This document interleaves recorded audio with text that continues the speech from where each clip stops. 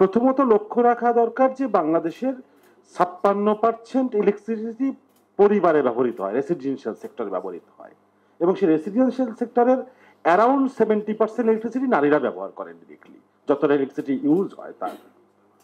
আমরা তখন দাবি করেছিলাম যে যে রিনিউয়েবল এনার্জি পলিসি হতে যাচ্ছে তাতে কোনো না কোনোভাবে উল্লেখ করা হোক সামগ্রিক ভ্যালু চেইনে আমরা প্রাইমারিলি 30% নারীর অংশগ্রহণ নিশ্চিত করব, এবং ফিউচারে আমরা প্ল্যান করব যে অ্যাটলিস্ট 50%-এর জন্য যায় ভ্যালু চেইনে পার্টিসিপেশনটা। সেখানে আমরা বলেছিলাম যে সহজ কয়েকটা কাজ করলে, খুব সহজ কাজ যেগুলো খুব বেশি খরচ কিংবা খুব বেশি চাপ নিতে হবে না, সেরকম কিছু অ্যাকশন প্ল্যান। ও এটা তো রিনিউয়েবল এনার্জি পলিসিটা আলটিমেটলি একটা অ্যাকশন প্ল্যান হয়ে গেছে। সো এই অ্যাকশন প্ল্যানে সেটা যোগ করা, যেমন 1 নম্বর হলো যে আমরা ফিড ইন ট্যারিফ যদি সবার জন্য না করতে পারি, অ্যাটলিস্ট নারী যারা অফ গ্রিড ডিস্ট্রিবিউটেড এনার্জি করছে তার জন্য আমরা ফিড ইন ট্যারিফ করার চেষ্টা, যারা নেট মিটারিং নারী করছে সেই রকম জায়গায় যারা রেজিস্ট্রেশন করে তাদেরকে ফিড ইন ট্যারিফ করি, সুবিধা হবে আমার। 2 নম্বর হলো যে আমরা বলেছিলাম যে জিরো ইন্টারেস্ট অথবা লোয়েস্ট লেভেল অফ ইন্টারেস্টে নারীদের জন্য ঋণের ব্যবস্থা করি বাংলাদেশ ব্যাংকের মাধ্যমে।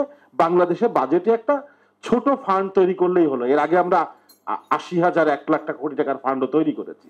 এখানে একটা ১,০০০ কোটি টাকার ফান্ড তৈরি করা খুব কঠিন কাজ হতো না, এবং সেটা বাংলাদেশ ব্যাংকের মধ্য দিয়ে প্রাইভেট ব্যাংকগুলো পেলে একটা মিনিমাম ইন্টারেস্টে, যেমন ডালের ক্ষেত্রে তেলের ক্ষেত্রে দেই, সেরকম দিতে পারতাম, এবং সেটা অনেক বেশি উৎসাহিত করতো নারীদেরকে, স্পেশালি রুপটপ এবং এরকম স্মল ইনিশিয়েটিভ ক্ষেত্রে।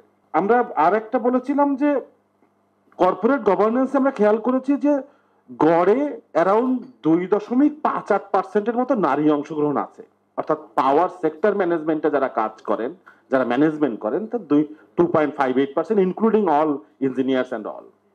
এইটা সর্বোচ্চ পাওয়া গেছে একটা কোম্পানির ক্ষেত্রে, কারণ নাম বলছি না, 10.39% একটা কোম্পানি।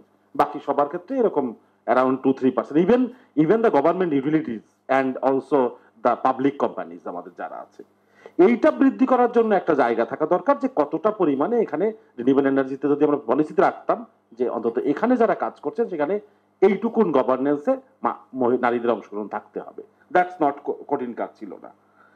আর সবশেষ পয়েন্টটা যেটা উল্লেখ করতে চাই সেটা হলো যে সমস্ত পাওয়ার প্রজেক্ট করতে হলে লোকালি জিআরএম এবং এনভায়রনমেন্টাল সোশ্যাল ম্যানেজমেন্ট কমিটি করতে, ইএসএম কমিটি অ্যান্ড জিআরএম।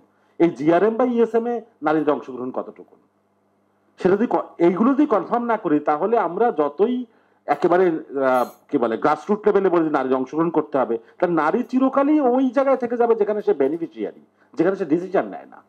শুধু বেনিফিট নেওয়ার জন্য একটা নাম উল্লেখ করা হয় জেন্ডারের নামে, সেটা না করা।